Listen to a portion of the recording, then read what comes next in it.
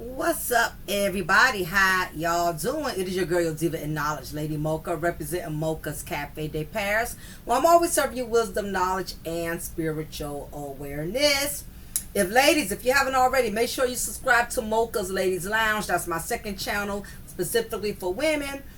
Appreciate everybody for still being loyal to my channel, for still being faithful and still, being supportive of my platform. I thank each and every one of you. Please go ahead and hit the like button. You already know I'm going to deliver, good word today as usual. So just go ahead and hit the like button. Also, I am collecting proceeds to get a better microphone. My aim is to collect up to 200. So far, I am at like 135. So if there's 20 or 30 more people who would like to donate to me getting a better microphone so that way I got better audio, just simply donate $5 to Cash App DymondGyrl. You're going to see a picture of me wearing glasses with a short bob haircut.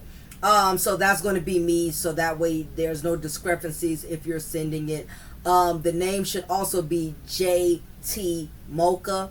Again, $5 or more per person, and I should be able to have enough of funds to invest in a better microphone.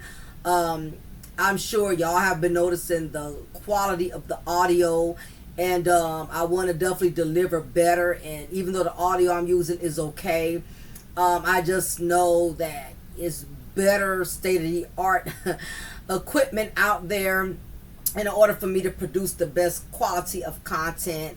I do have to step my game up and get a more better quality microphone. So if anybody wants to invest into that, I would gladly appreciate it. If you can't invest into a microphone for me, that's fine. Let the commercials play all the way out, because I do get ad revenue for YouTube when you don't skip the commercials. So that's another way of giving back. But anyway, let's go ahead and get into this right away. If there's anything else I need to share with y'all on the end, I will do that. I want to definitely speak in regards to Diddy's downfall from grace. I've already done 2 parts, and this is 3.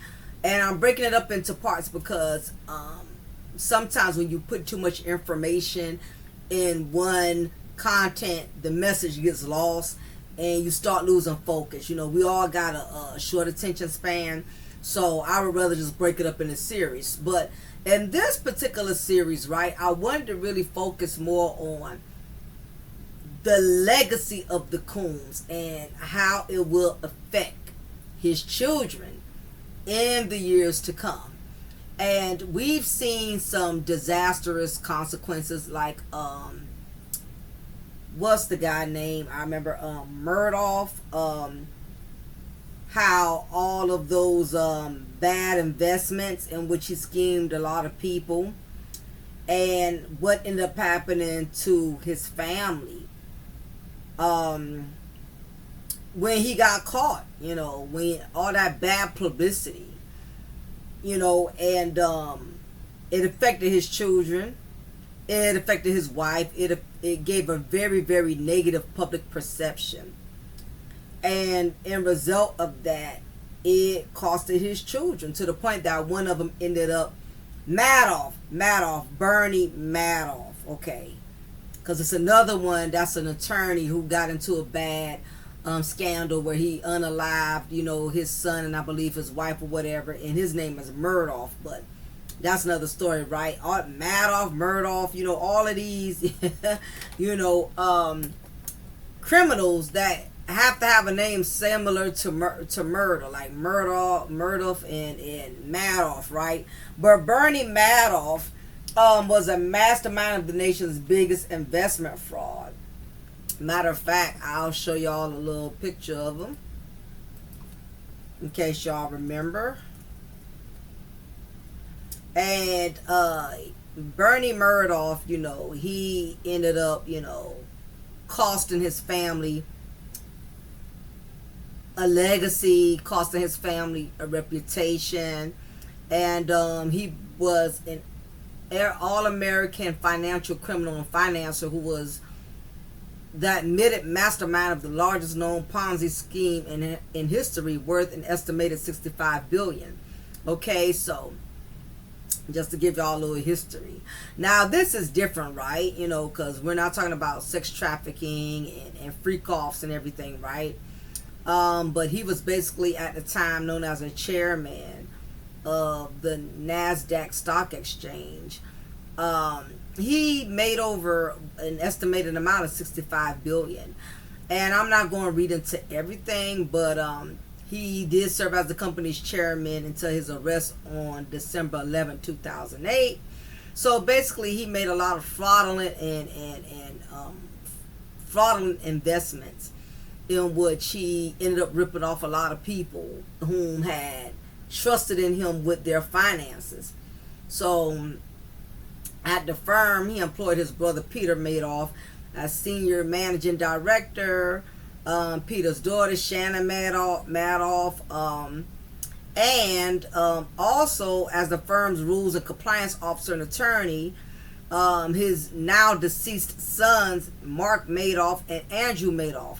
Now, I didn't know both of his sons had deceased. I thought it was one. I'm going to look into that right quick too. Peter was sentenced to 10 years in prison in 2012. Mark hanged himself in 2010, exactly 2 years after his father's arrest. Andrew died of lymphoma on September 3rd, 2014. On December 10, 2008, Madoff's sons Mark and Andrew told authorities that their father had confessed to them that the asset management unit of the firm was a massive Ponzi scheme, and quoted him as saying that it was all one big lie. So a whole lot had entailed with that, y'all. I'm not going to read it all, but this is just a prime example of what's to come, because his actions, Diddy's actions, are going to affect the well-being of how his children have to survive in the industry without him, right? So let me go back to the Madoff sons, y'all, because I didn't know these two individuals was unalived. Okay, so let me go to Mark Madoff, and he hung himself in the prison. Okay, earned a bachelor's degree in University of Michigan. There's no picture of him. Let me put in a picture.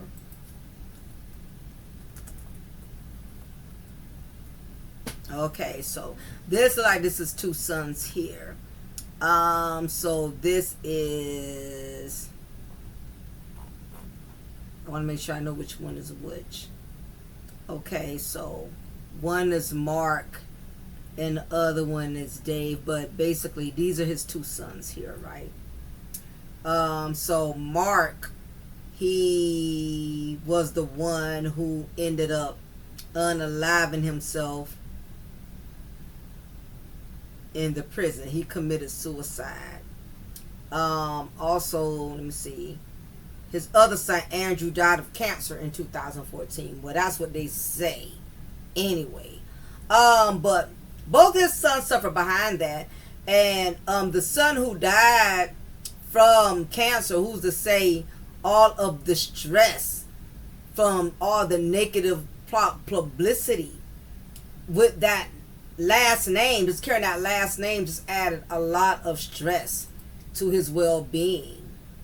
Getting back to that, we look at the other son, and I'm going to get ready to go into Diddy, but follow me. There's a point that I'm getting ready to make here, right? So, okay, let me get back to trying to find the other one's name.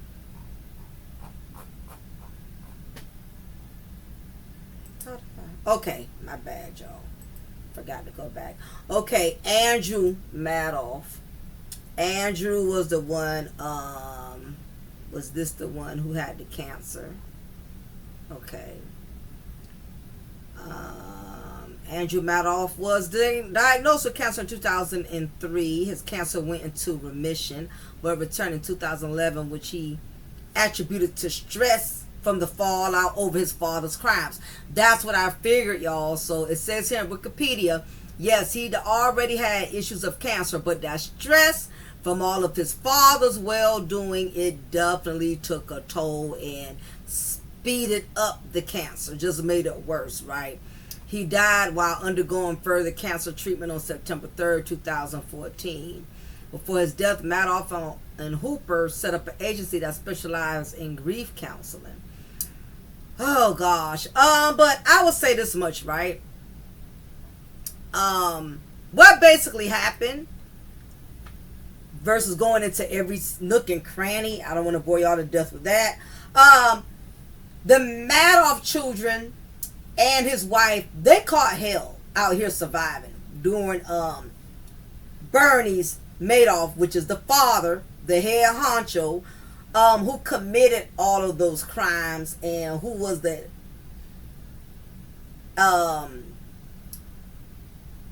HCIC in charge. Okay. He was the one who orchestrated that whole Ponzi scheme. And what ended up happening when Bernie had got incarcerated, his family basically caught hell out here to the point. So I remember his wife could not even get someone that wanted to give her an apartment. She needed a place to live because, you know, they lost everything, lost mansions, lost cars, and lost that luxurious lifestyle. So they had to downgrade and maintain living as average folks. And because of that last name Madoff, it pretty much tarnished anybody from wanting to even be affiliated with them to the point to where they could not even get a cappuccino at Starbucks, right?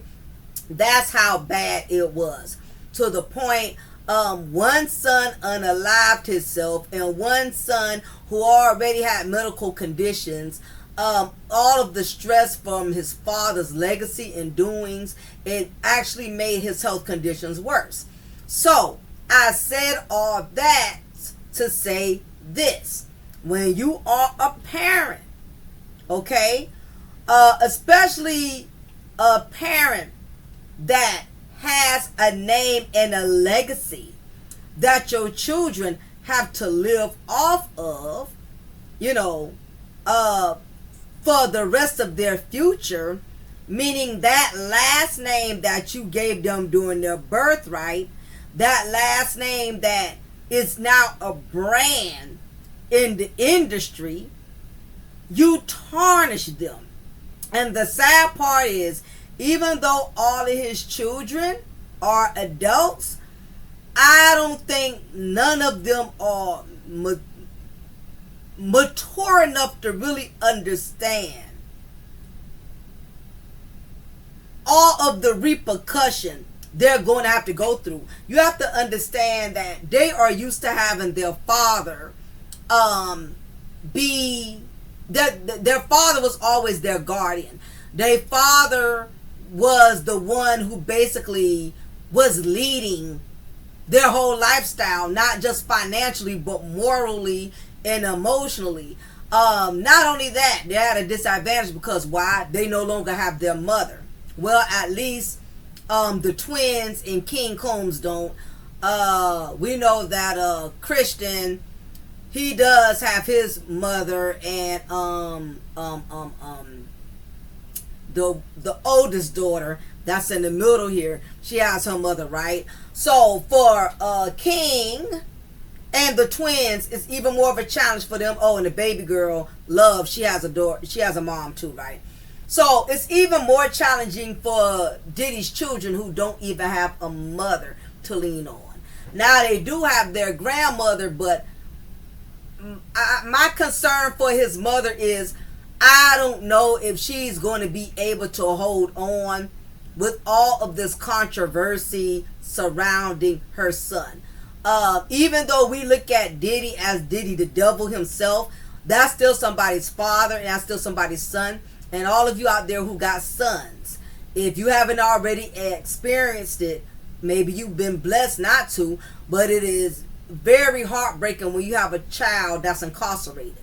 It is no joke having a son or daughter, for that matter, in prison, you know, because you're going to always, that part of being a mother, and I'm sure you fathers, y'all feel the same way when it comes to your children.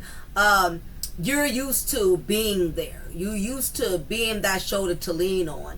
And I'm sure Diddy's mom, Janice, has to deal with the harsh reality that she cannot be there for her son. And she's worrying about him daily. um 24 hours. Listen, my daughter is 23. She's in the army and she's not incarcerated so far. And I worry about her every well-being because she's no longer under my roof. So I'm always concerned about, is she okay? Is she eating good? Is people treating her right? You know, as parents, you worry about your children when they're out here in the real world. So imagine all of these indictments, these charges, the fact that the media is ripping your son in half because they just see him as the devil, but you know all the good parts of him. And no matter what you say to try to defend him, it's not going to hold any weight at this point in time. So Diddy's whole downfall has brought a devastating impact on his family. And the ball is just going to continue to keep rolling down here from here. Because let's face it, Diddy's not getting out of this anytime soon. This is not just a traffic ticket. This is, we're talking about some very severe, heinous crimes. Sex trafficking is one of the most harshest accusations that a person could ever have to encounter. It's just, it's right next door to murder, okay? Probably worse because you're talking about underage. And we know when it comes to the law, they don't tolerate women and children being abused and used in any shape or form.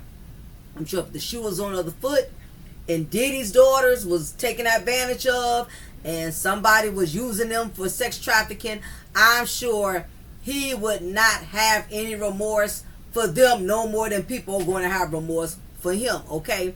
So, I wanted us to get into talking about this, right? Again, I brought up the Bernie Madoff situation for a reason. Diddy's sons are feeling defeated because they're going to have to step up in ways that they have never even imagined. All right, and again, they are grown. There's one thing being grown, and there's another thing of being emotionally developed. And in my whole hearts of honesty, I really don't believe that Diddy really instilled a lot of masculine maturity within his sons. Now, I will say this, and this is just my opinion. I think Quincy is probably the most masculine out of all of, between all three of Diddy's sons. And the reason I say that is because, for one, he's older, and for two, he does have a dad who he can talk to, who still has some type of structure in his life to a degree. Okay, Quincy, I've never seen him really act out of character. Never really seen nothing bad about him. I've never seen him. I just never really seen him like act like he's this real like a boastful guy. I never really seen boastful energy from Quincy. If y'all have, let me know in the comments. But I have always seen it from these two, from Christian and from King. And anytime you call your child a king, you already labeling him as thinking he is the ruler of everything. FYI. Just be careful what you name your children. It seems harmless when they're newborns, but, you know, sometimes you give them the name, they think everybody's going to honor them as such, okay? That's like naming your baby girl Queen, and when she's in her 30s, she become a thought or a prostitute. She's not living up to that name that you gave her during her birthright, right? But anyway, that's besides the point. Diddy set his sons up for failure. He really did. He set his sons up for failure. Proverbs chapter 22, verses 1 through 25. A good reputation is more desirable than great wealth, and being esteemed by others is more honorable than owning large investments. Also, the next scripture I want to share with y'all. A good Ecclesiastes chapter 7, verses 1 through 25. A good reputation is better than expensive perfume. Your reputation is everything. Proverbs chapter 22, 1 through 16. Well, I'll just read 1 through 4. Choose a good reputation over good. I'm sorry, let me back up. Choose a good reputation over great riches. Being held in high esteem is better than silver or gold. The rich and poor have this in common: the Lord made them both.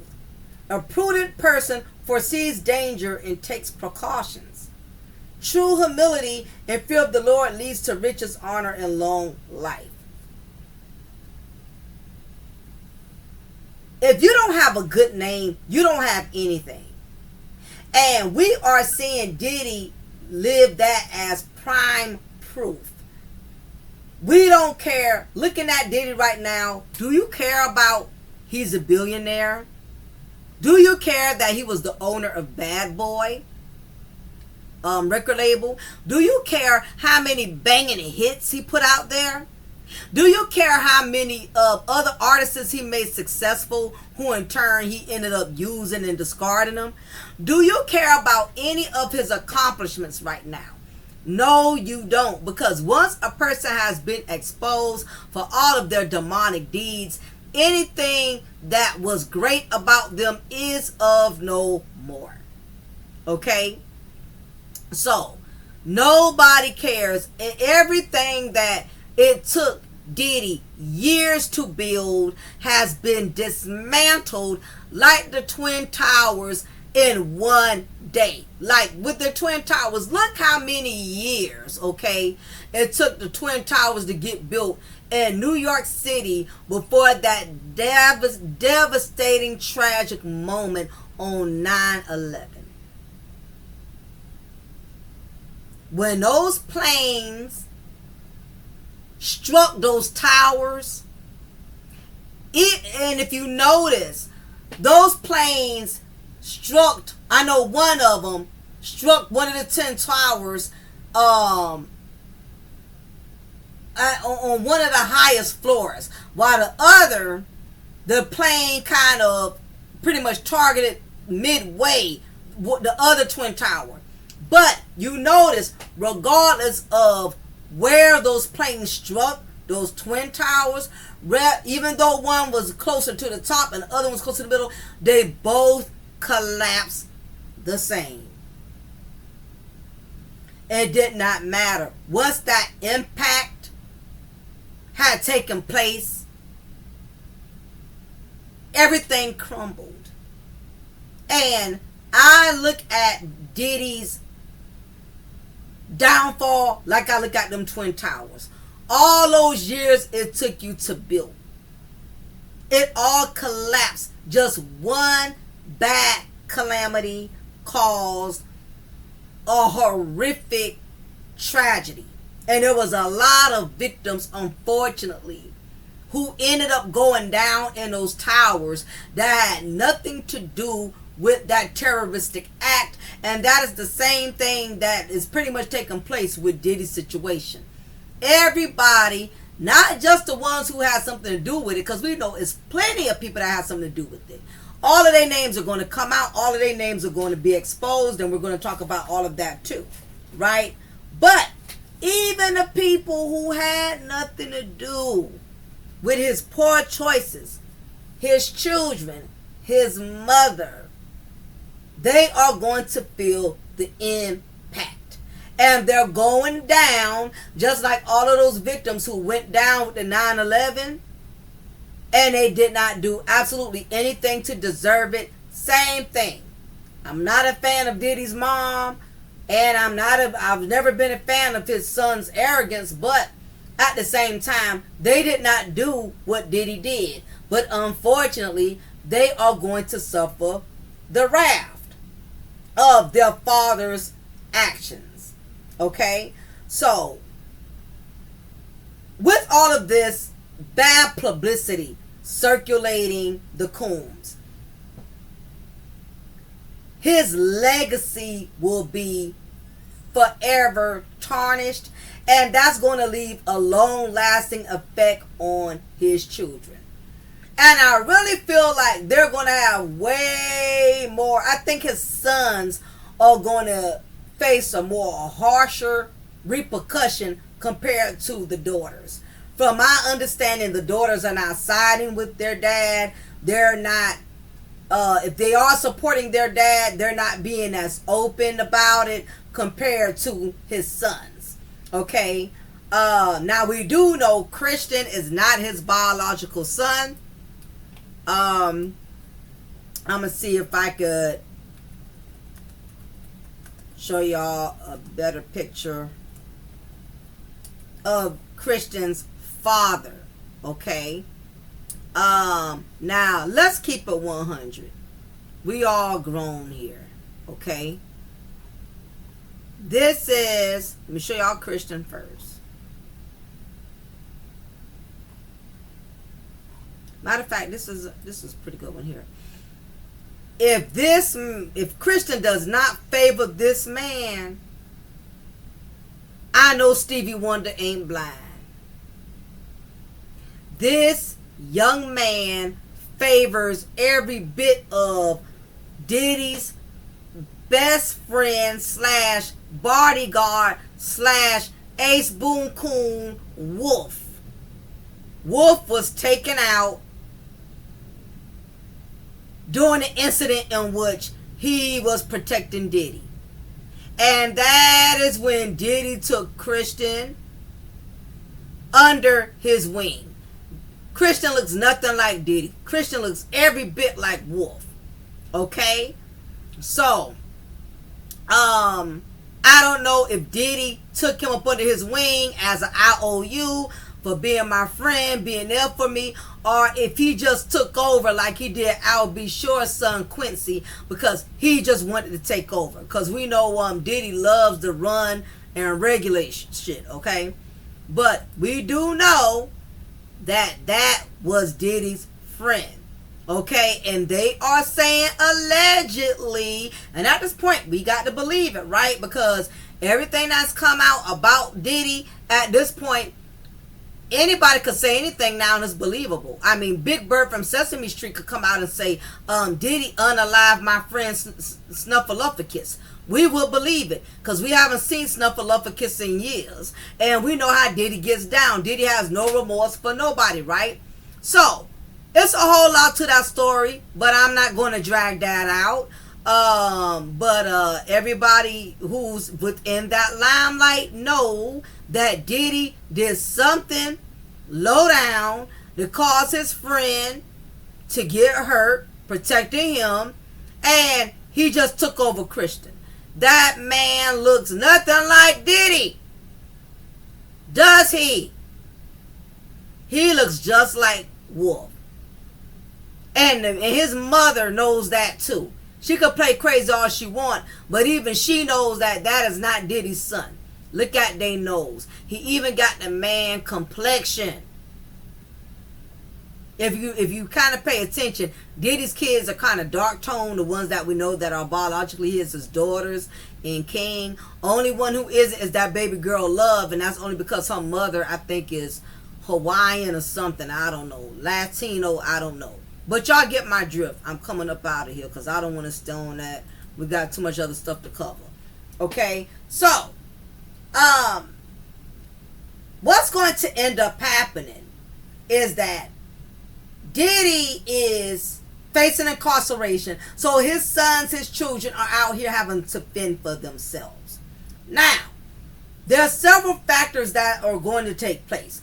For one, his sons are going to have to watch their back because now Diddy is not out here seeing what his sons are up against. He could only hear about it if, he has access to a radio in the prison, or if people are contacting him through visitation, through phone calls, let them know A, B, C, D, E, F, G. But let's face it, Diddy's not going to be able to guide his sons, his children, every step of the way. He's no longer going to have that militant access where he can just call and give an order and it just happens. That's of no more. That's how it used to be. Diddy was always able to make one phone call, that's all, and he was able to make things happen. But now the chances of him being able to protect his children, that's going to be really rough now. Okay, so what's going to happen is, either because Diddy's not out to protect them, one, you're going to have wolves that are going to capitalize off of the vulnerability of his children. Because these kids are lost right now, okay? Other than their grandmother Janice, who's probably devastated and going through her own emotional turmoil.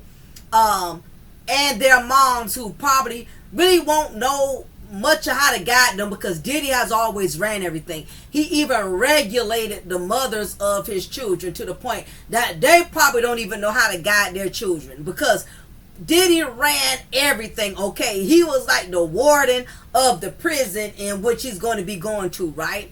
So, there's going to be wolves that are going to capitalize off his kids. You're going to have people pretending to be their friend, people in Diddy's camp getting close to him. It's not just people their age that's going to be trying to capitalize off of them. Their girlfriends, their friends, homies, whatever. You're going to have these older wolves that are very experienced, right? That are going to be trying to get in good with King, Quincy, Christian, whatever. Going to try to get in good because they know Diddy is not around. They're going to pretend they have their best interest. If you need anything, bro, let me know. You know what I'm saying? I know your dad. Me and your dad go back. He good peoples. You gonna have wolves, snakes, lions, tigers, and bears that's going to try to capitalize off the lack of maturity, lack of experience, lack of knowledge. Because I don't think Diddy gave his children much of knowledge. I think he gave them more materialistic things than he did knowledge. And he's probably realizing that more now that he's incarcerated. He's probably really seeing things that he never really gave a damn about. He never paid attention to. Because let me tell you something. Something about those four walls. And let me show y'all again and give y'all a reminder, okay? Something about these four walls, right? Where you start thinking about things that you normally didn't think about in your average day, right? Things you don't think about. He's in here in this closet with no heat, no air conditioner, okay? And he knows for a fact, he knows his sons. He knows they don't have all of what they logically, spiritually, and mentally need to have to be able to survive it out there while he's surviving it in here, right? But I'll take that down for now. So, it's going to be the wolves. It's going to be the loan sharks. It's going to be the experienced devils that are going to be trying to be getting good with his sons, and because his sons are in a vulnerable space, they are lost, they scared, they worried, they very vulnerable. So anybody could come up to them and be their friend and act like they got their best interest, and you know they're gonna go for it, right? Not only that, you have to also deal with the fact if they have any involvement. If their dad did not put any wisdom in them, but instead he raised him his way of living, meaning he taught them how to participate in the freak-offs. Because let's face it, you have some men, they teach their sons, you know, how to be scumbuckets, you feel me? Slut out as many women as you can, you know what I mean? Trick off women, run trains on women. You got some dudes that they set their sons up to be scumbags, just like you have women out here who set their daughters up to be sluts and thoughts. Get that money, girl. You got to use what you got to get what you want. Let's face it, some people be pimping their own damn kids, right? And Puff Diddy gives me pimping vibes. I believe he did not want his sons to be weak or soft, so I believe he introduced them to a lot of sexcapades. I believe he introduced them to a lot of male chauvinistic antics and behavior, I truly believe that he ingrained that in them. So if they had any part in those freak offs, they can very well also get charged later on down the line. I don't think it's going to be anytime soon, but that's going to come. Because if they don't like Diddy, what makes you think they like Diddy's children? Okay?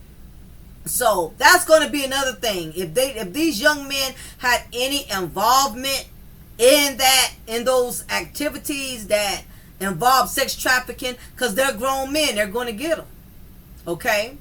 You know, the next thing is, you know, when it comes to his daughters, there are going to be men out there that are going to prey on his daughters. Diddy is not out here to school them how to avoid men like him. Diddy is not the only scum of the earth that capitalizes off of weak women. Does he not believe that there's going to be other men out there just like him or worse that's not going to target his daughters? And let me tell you guys, I've seen this many times. The karma, the things that you do to women, don't think that karma not going to come back on your daughters. And I tell women the same thing. All the hell you taking another man through, don't get on your feelings when another woman take your son through that same amount of hell. Things do have a way of coming back, right? You reap what you sow. Okay? He is going to have dudes trying his daughters. And it may be some from his own team. Ones who he put on. Ones who he gave work that been watching his daughters since they've been little girls. Now they grown women, they going to try him. He's going to find out about these things sooner than later. And there's not going to be a single thing he can do about it. It's going to be brought to his attention. I mean, make no mistake about it. He's going to hear about it in the cells, in the jail. People going to call and put him on. Hey, old boy, so-and-so that used to work with you, or old boy who you had beef with in the streets. They trying to talk to Jesse. They trying to talk to this one, that one, blah, blah, blah. He's totally got his hands tied to where he's not going to be able to do nothing. He's not going to be able to protect his children. Not only that, he done left a legacy to where his children could get bullied. These children are not, especially his sons, they're not going to be able to go anywhere without somebody targeting them. Or saying something slick out the mouth. You know, Diddy, in all honesty, I don't like him, but Diddy did have haters. Okay? Anytime you are successful, you automatically going to have haters, right? That's a given. Okay? Even if you got a certain position on a job, people hate you for that. You ain't got to just be a celebrity to have haters. Just making money, taking care of your family draws haters. Accomplishments draws haters. So, you're going to have a lot of haters that are going to capitalize off of Diddy's downfall by targeting their sons. If they go to an event, somebody going to say no Diddy. Something foul or funky to stir them up, to get them aroused, to get them angry because that's their dad. You know what I'm saying? So nobody wants, nobody recklessly throwing shade about their parents, These young men are going to have to deal with that because you got to realize these young men are still dealing with peers their age. And we know how this generation is. This generation likes to make a mockery out of situations that are totally should be off the code. There's no code. Y'all know these days there's no rules, there's no limits. Even back in the day when things like this happened, everybody kind of had some discretion, like don't take it out on the kids, don't bring nobody mama, don't bring nobody daddy, let that beef be between just you and them. This new era, they don't work like that. Anytime King, Quincy, or Christian go somewhere or whatever and they make somebody mad or get into an argument, somebody's going to be like, bruh, don't bring that Diddy to me. I don't do no Diddy. Knowing it's going to stir them up. Do y'all hit that like button, hit the like button. Do y'all see where I'm coming from? It seems small, it seems petty, but you got to realize we're talking about millions of people in the world. We ain't talking about just your neighbors. It's one thing if you just have beef with one or two people on your job who don't like you, but imagine every time you step out the door, people are automatically sizing you up because of what your parents did. They're going to have people that's going to bully them. Diddy left a lot of unsolved beef out here. People that hate his guts. People who he burned. People who he scammed and schemed, disrespected. His kids are unfortunately are going to fall up under the curse that he produced.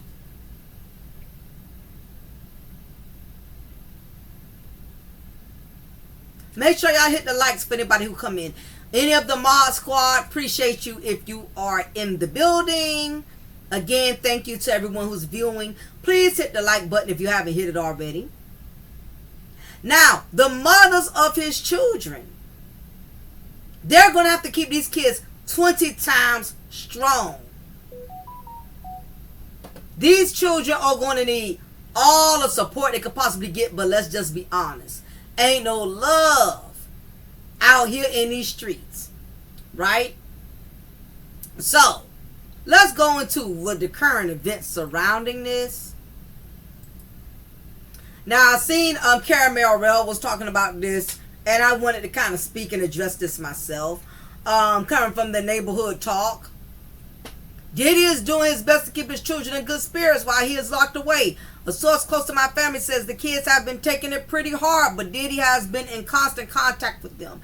And let's be honest, it does not matter how much Diddy keeps in contact. He is not out here having to help his children fight off these demons that are attacking him due to the legacy he left. The article further says he has 3 minor children, 2 of whom have no living parent available with him incarcerated. 4 of his 7 children have neither parent available with him incarcerated, the source explained. It's heartbreaking to see the children in the state they're in. The insider told the outlet this is their father, but to them he's not Diddy, he's dad. He's always been a loving, devoted father, they continue. Diddy was denied bail while he awaits trial for alleged sex trafficking and more. Last week, reports stated that he just wanted to make sure his children were okay. So far, his sons have been to every court hearing to support their dad. A supportive father. Now, I will say this. Let me tell y'all something. You can be a supportive father or supportive mother. But if you're out here living foul, doing all kind of dirty deeds, then guess what? You lose that privilege of being able to be a supportive mother or supportive father. That's done. You have to realize the things and the decisions you make outside of your parenting, how it affects your children when they're the ones that are left behind. But see, when you think you're invincible, you're not going to prepare for the worst to come. And that's practically Diddy's problem. He ain't think nothing was ever going to go down anyway, so he ain't feel he had to protect them or not give them knowledge, give them, plans and events, something would have happened. Because in his mind, I ain't going down. Can't nobody take my pride. Can't nobody hold me down. Oh no, I got to keep it moving. Ain't that one of his songs? What's that one part? Don't break us, cause we're close to the edge. We're trying not to lose our head. It's like a jungle sometimes. It makes me wonder how I keep from going under. Well, you are under. Way under. Under Metropolitan Detention Center jail. Anyhow, y'all. Getting to the next point, right? This is the current event. He's been housed, of course, in the hellhole prison with rats, raw sewage. We already know prison is prison, right? Well, jail. My apologies. He's not in prison yet. He's in jail. They already said Metropolitan Detention Center is one of the most unkept jails in New York City. And that just comes along with jail. It's not supposed to be made like the Ramada Inn. This is the actual current cell. Okay, and how we know is because if you look at these windows, right? These are the people who are also locked up there, right? Jocelyn, Gasoline, Maxwell, R. Kelly, now Diddy. Okay, so I'm gonna show y'all the picture of Diddy's current jail. So I'm gonna show y'all a picture of the Brooklyn Detention Center, right? Now, y'all see how these windows look? I was hoping I would get a more close-up angle, but that's probably as close up as it's going to get, right? So that's how you know this is the same actual cell, okay? Because that's how the windows look based off of this building, right? I'm sure y'all can see that. So this is where he is currently housed, okay? This will be his resting place until he goes to court, however long that may be. And y'all know, again, because I'm a former correctional officer, the way that these trials go, that's why Diddy did not want to get incarcerated. They can keep changing the dates. As for if you out on bond, if they keep changing the dates, it's an advantage because that's more time you have with your family and your friends, right? That's more time for you to take care of your affairs. But when you're incarcerated, it is very frustrating when the dates keep changing on you. I dealt with that a lot as a former correctional officer, seeing inmates get frustrated, thinking a court date coming up, and as soon as it comes up, it cancels. And guess what? Their energy, their spirits is down the whole day until they can recollect their thoughts and understand, okay, it's going to be longer than what I thought. That's going to be frustrating for Diddy because Diddy is used to making things happen instantly. Y'all have to realize the mindset of a millionaire that's incarcerated inside of a jail. It's a different psychological type of damage because you're not used to being housed in such small conditions. This man went from this. Let's look at Diddy's bedroom. Diddy's inside bedroom. I want y'all to understand the psychological part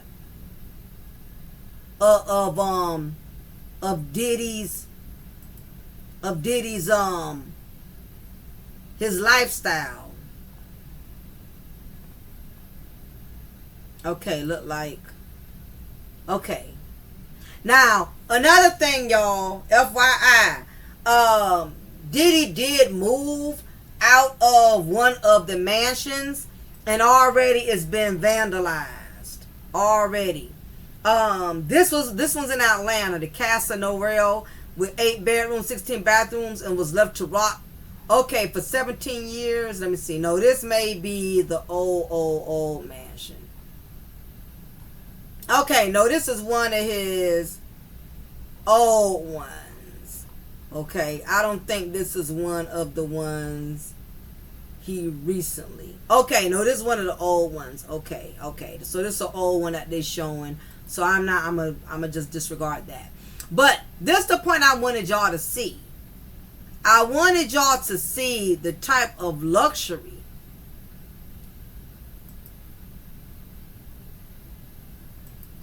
that Diddy is accustomed to living in. Now, this was after they raided it, so. Okay, since I can't find a bedroom, right, I'll just go to the living room. This is the type of space this man is used to living in, okay? Now, this was for one of his penthouse suites. And this is just a 1 bedroom. I guess this is other little spot when he just wants to go mellow out by himself or whatever.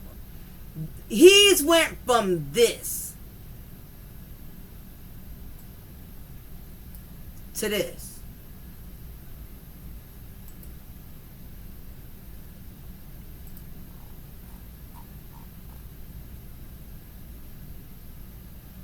His sink, this is the sink he'll be using every morning. Now, keep in mind, these sinks do not give out a lot of water supply. And when it comes to the sink, just from personal experience as a former officer, this is the main source that most of the inmates use for everything. They get hot water out of the sinks to make their instant coffee. Because with commissary, they don't get ground coffee. There's no coffee maker. So a lot of stuff they get is instant stuff they can make simply with hot water. When he wants to make hot ramen noodles, he's going to be getting the hot water from there. This sink, as tiny as it is, that sink is going to play a big part in how he survives in there. That's how you make your hot chocolate, your hot coffee, your hot ramen noodles. And I hope that it's a good hot water supply. Because a lot of these jails, they are lazy with their maintenance. They don't upkeep the maintenance. So you don't get that hot steaming water that he's used to having in his mansions. You don't have that big old tub. None of that. None of that. Okay. Let's see what other pictures. Okay. Okay, cool. This is showing the inside of everything. Okay, so like I showed you guys, right? This is the sink and the toilet is connected to the sink. This is a stainless steel, which is better because they are more durable and harder for inmates to break or to destruct or destroy. But the only thing I hate is when it's really, really cold and you have to do number 2, your butt cheeks are going to be sitting on those really cold stainless steel seats. Okay? Or if it's really humid, then it may not be bad. But this is the sink connected to the toilet. Okay? This is one of the most unfit jails. Because again, the state is too lazy at upkeeping the maintenance. They don't want to put in the money because they're too busy doing other things with the money. Okay, so it looks like, okay, just those 2 pictures there. Well, if you think about it, as small as the cell is, okay, I guess this is when they are on a rec yard. Because you have some jails, they have a rec outside and they have a rec within the jail. So it looks like the rec is within the jail. Okay, so, but, I mean, it's really nothing else they can really show you. I mean, it's but so big, so... I mean, it's not a whole lot to show you around about. Now, I'm not sure if his shower is in the cell with him, or if they actually, when he has to take a shower, they have to come and get him and take him out the cell and escort him to the shower. Hopefully, it's a shower already in there, because that eliminates having to move him around too much, and that lessens the chances of a safety hazard, right? So that's what's going on, y'all.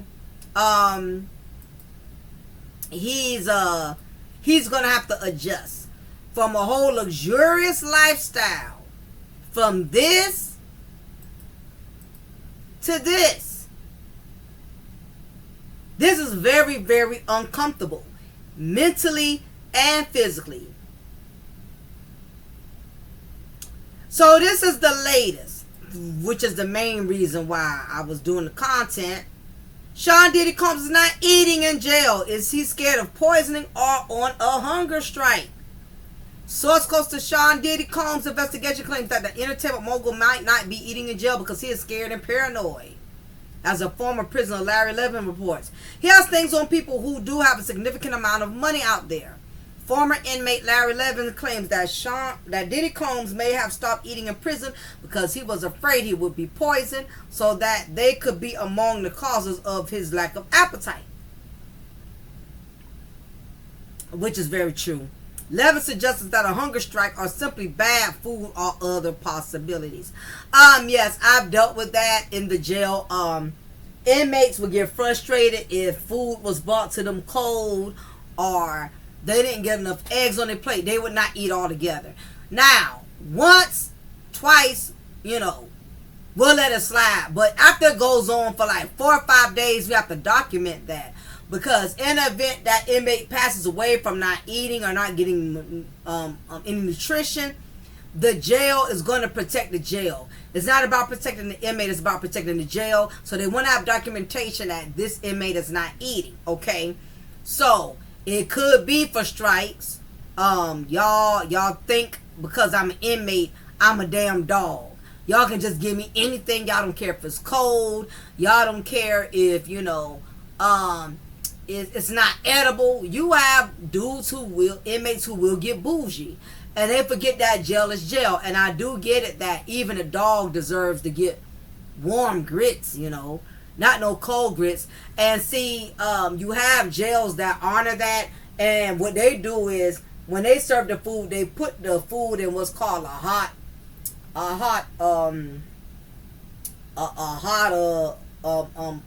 food tray, food dispenser, whatever, which means the cart is stainless steel and it insulates the food by keeping it warm.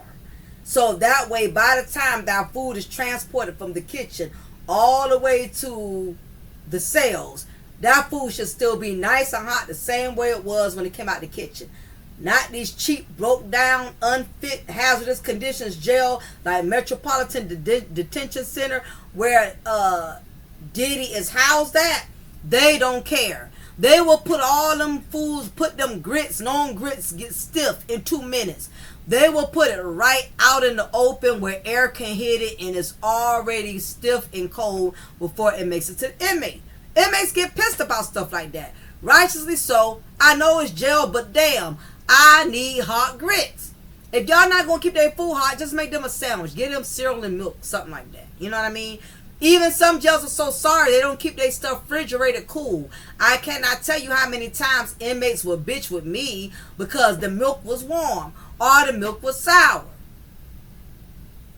Because the jail is too lazy to check the expiration dates on the milk. They just want to hurry up and send it out there, or they not properly keeping the refrigerator cooled at a certain temperature. Boy, the milk is not warm by the time it makes it from the kitchen to the cell. Jail truly sucks. Just letting you know in case you've never been. Inmate also should justice that he claimed the food at MDC, Metropolitan Detention Center, where Diddy is in Brooklyn, where R. Kelly was once, is really terrible and bland and contains a lot of carbs. But the main thing is they believe Diddy's not eating because he's fearful that someone is trying to hurt him through the food. And with that, I would be cautious as well. His refusal to eat might be the result of a hunger strike. Okay, I already said that before. MDC's cuisine is heavy on carbs and tasteless. A lot of the food is moldy and it's cold when it gets to him. Yup. Just as I mentioned, the food isn't as warm for him as it would be in an ordinary apartment because the residents of the SHU are fed last. Okay, so he's in the SHU. So every jail is different. Where I used to work, everybody got served at the same time because each officer's unit had to all get breakfast around 5 in the morning. I guess for the SHU they intentionally do it that way because they are in the SHU. I'm not sure. Or maybe they don't have enough staff to adequately make sure all the inmates get their food at the same time. But it's a lot, that's probably why he's being served last. But anyway, let me get out of here. But that's what's going on. He's not eating because he doesn't feel safe eating, and for a very good reason. The only good thing is he can get commissary, so he's not totally out of not being able to eat. He does not trust anything coming from up out that kitchen, and everybody knows Diddy. I would not trust a tray from anybody either. Not having that type of status, absolutely not. I mean, unless they got an officer there monitoring those monitoring Diddy's tray specifically, making sure nobody ain't doing nothing to it. It's a risk. And let's be honest, these officers don't care. They don't get paid enough to go all out their way in doing that. That's just how that goes, right? So Another thing I've seen people say, well, I wouldn't eat any of the food in there. You know, I would just live off of cookies, commissary, specifically commissary stuff.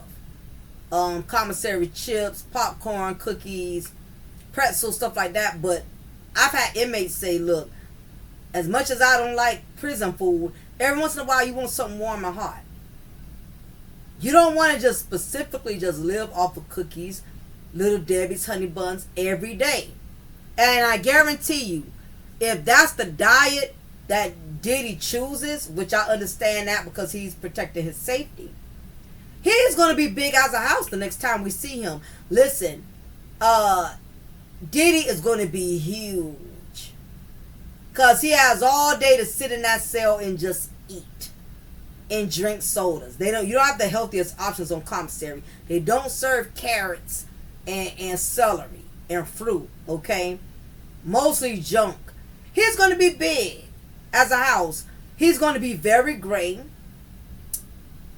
Don't be surprised if he doesn't start having a receding line.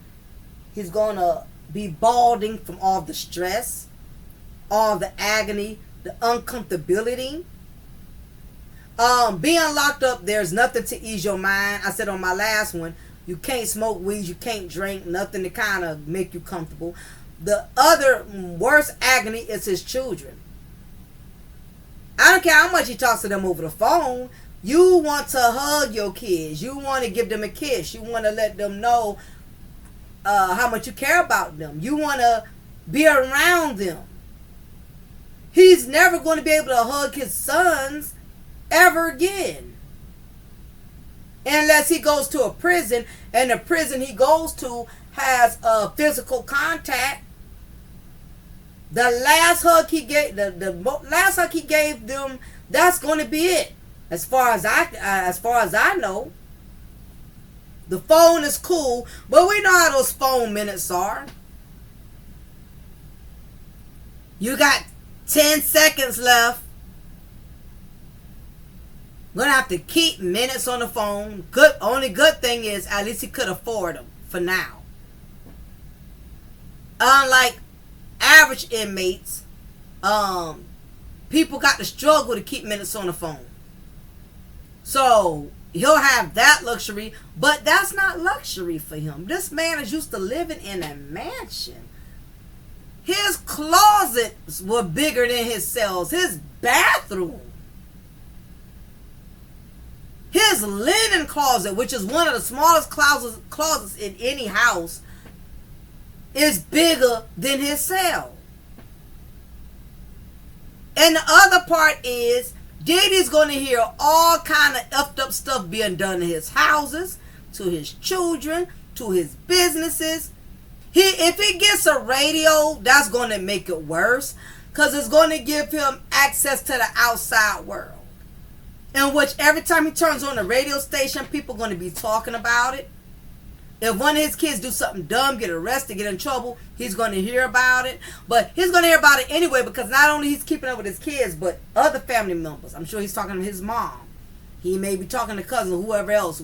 Whoever other bridges he did not burn, he's still going to be keeping in contact with the outside just a little bit based on the people who's keeping him up to date and informed throughout all these phone calls, you feel me? This is my personal opinion, and I may lose brownie points for this.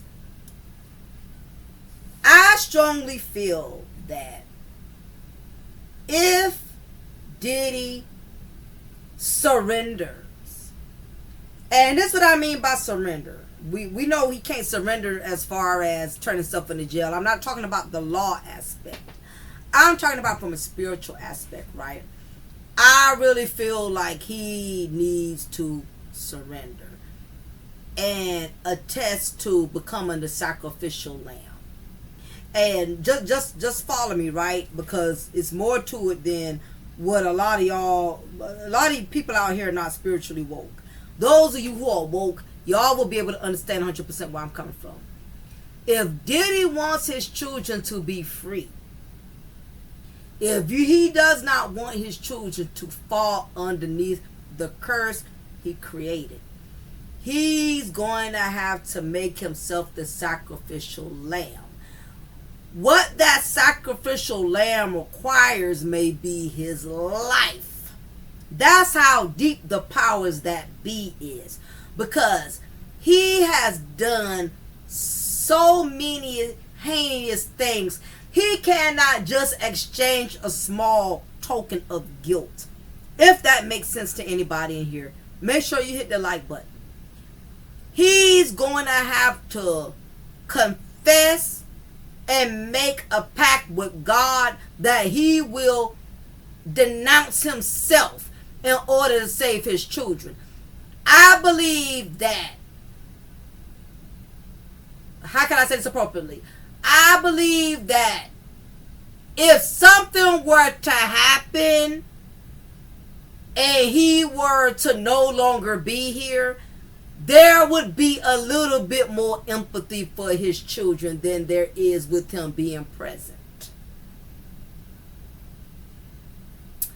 I believe as long as he is still here fighting to claim his rights, fighting to prove he's innocent, fighting to prove he's not this monster everybody's making out to be, is going to make things worse for his children. But it takes a stronger person to really get down with God and go deep into your gut and say, I make a vow to you that if you make me your sacrificial lamb, I would rather you make me the sacrificial lamb so my children can be free. Because think about it. Him going to prison ain't going to make it no better. And this may be harsh, but that may be the only real relief for him to really be free and for his kids to come from up underneath that curse. I strongly feel like he has to make an oath to God, because you got to realize he sold his soul to the devil. Okay? And this is what the devil does. The devil is like a loan shark, right? The devil will make you feel comfortable making a deal with him, because he'll tell you all the wonderful things that are in store for you if you choose to sign this contract.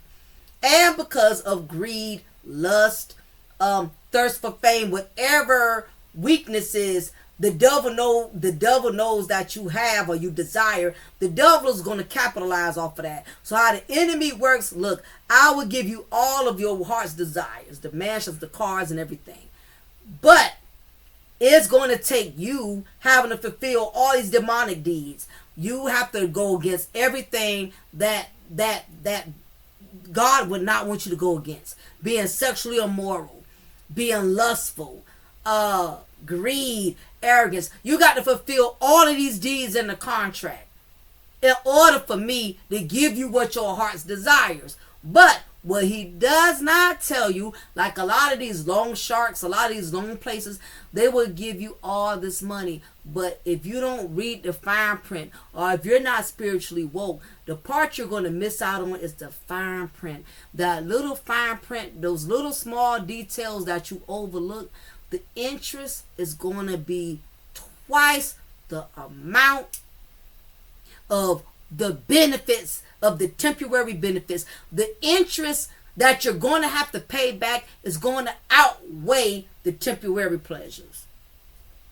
And this is what the enemy does. Once you think you done fulfilled all of your deeds, and you think now you're safe, you have arrived, I done paid my debt. You ever paid a loan off and think, oh, I'm free, I'm good, I ain't got to deal with that no more, I can move on, that debt is paid.